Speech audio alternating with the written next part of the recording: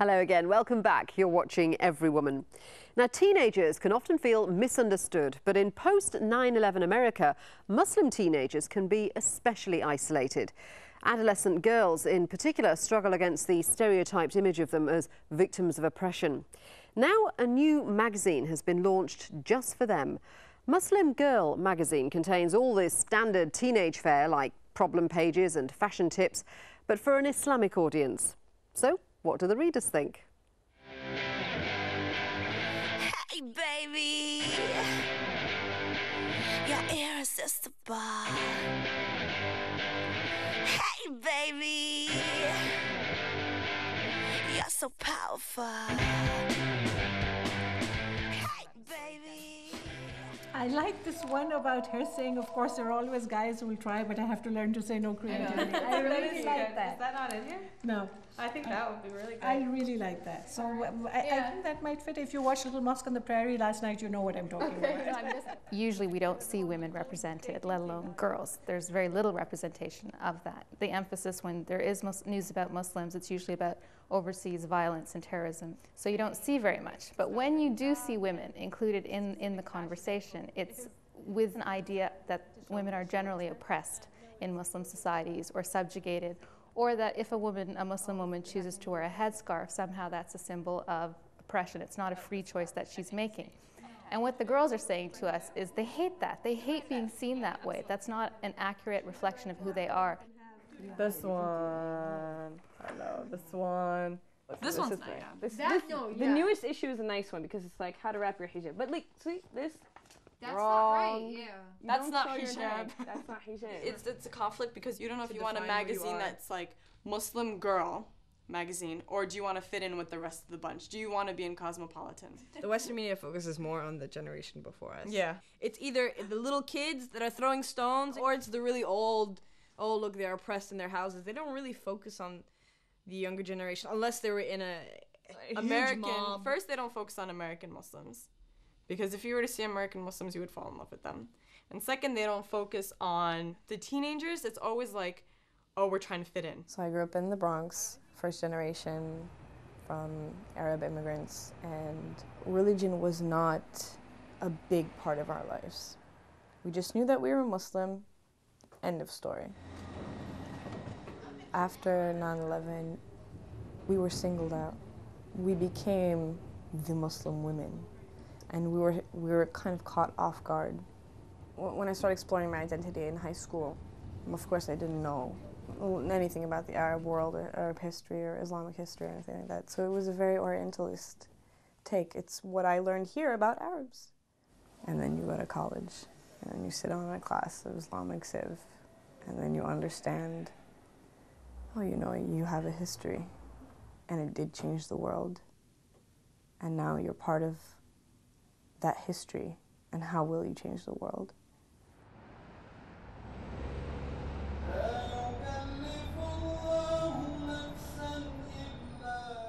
There is a strong current of steady presumption that Islam oppresses women. So it is enormously important, of course, for women, Muslim women, to get out there and give their sense of what is real from within their experience of Islam.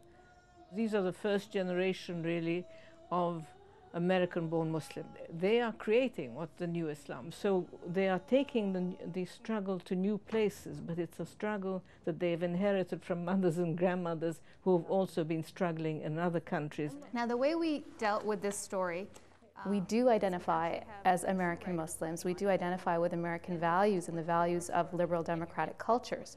So the only way to tell that story is to take ownership of it and to participate in the process. We know this country. We grew up here. We're born and raised, and we have reclaimed our identity or rediscovered our identity, and now we're ready to say it out in the open. I am Muslim. We're learning what it is to be Muslim. We're learning the education behind that. The first word that was revealed to the Prophet ﷺ was Iqra, read. Read in the name of your Lord. That's what we're doing. We're reading. We're understanding the world better. It's when you know what you have that sets anybody free. What kind of girl should I be?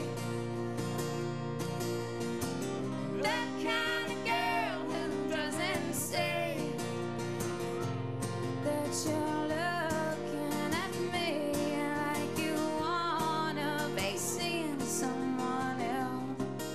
Well, I wonder if that magazine will ever feature these rather unusual women who have a very unusual hobby. Cowgirls spend their spare time sitting on top of an enraged bull and holding on for dear life. Now, normally it's the men who dice with death in these American rodeos, but the sport is becoming increasingly popular with women. We joined two cowgirls in Texas competing to be the best bull rider in the world.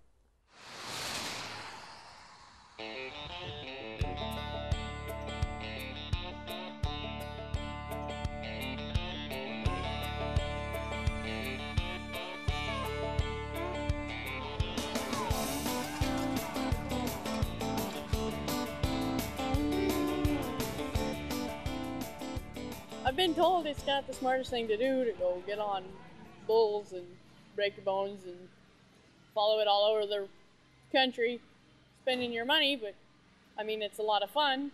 Well, let me tell you now, get a good hold and make sure those feet get hold. Because you're going to need it. He is big. My mom and grandma both rode bulls, and I've been riding bulls since I was 15. I've never won the bull riding championship. Haven't ever been in there when it counted. Stay in the middle, jump when he takes. Make it right, make it right! Run to the bud, come on, cowgirl, Stevenson! Haven't been on anything since September because I've been trying to heal up. I'm rusty, I guess. Oh well. 2000, I won the world title. In 2001, I won the world title in the bull riding again, and 05, I won the bull riding title. And I just got, I guess, a little more will and want to and try to want to ride. I mean, some of the girls never want to give it the opportunity just because they know it's rough, it's tough. They just ain't got the nerve or the gut to want to try it. Bull riding world champion several times. Bareback riding world champion. Hang on, squeeze, squeeze, squeeze, cowgirl.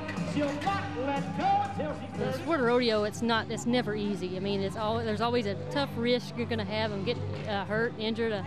You know, a friend of mine was just on a bareback horse earlier in the performance and kind of hit her head wrong, and she's kind of out of it. They had to care flight her. I mean, there's a chance every time you nod your head that there could be a big wreck.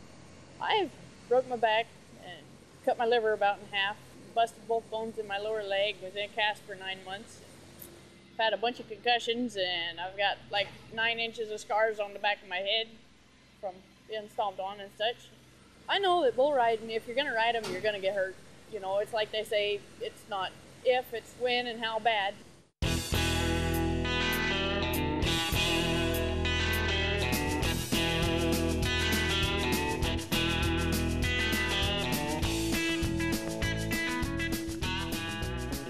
Women's Pro Rodeo organized in 1948. It's actually the oldest organized female sporting organization that there is. Well, the Women's Association, it's a whole lot smaller than the men's. The men can win $1 million at the finals. Us women, we might be lucky to walk away for $6,000 or $7,000. I mean, there's a big difference. I mean, it's definitely not for the money. It's for the love of the sport. Come on, Dee Dee, you can ride.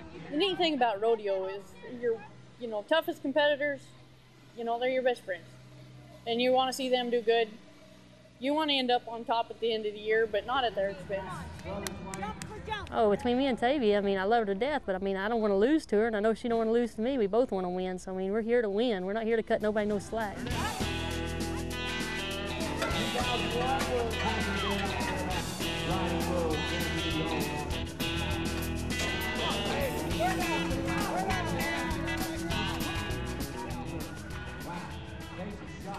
Another tough cowgirl.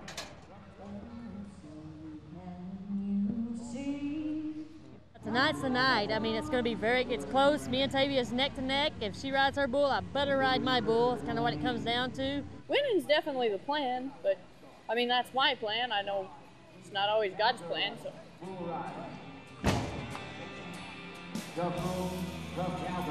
Pretty much, I just want to come, have fun, and do my best, and be happy with whatever I get out of it. Squeeze cowgirl now.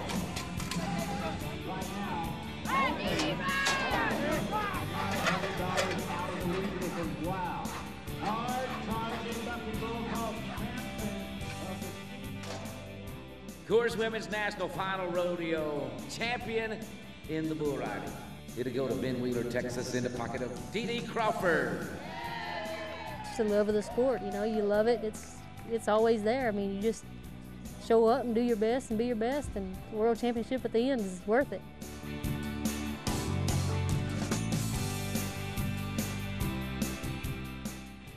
Well, nobody here can decide whether that's really good fun or really crazy. And that's it for this week. Email us your thoughts at everywoman@aljazeera.net. Until next time, bye-bye.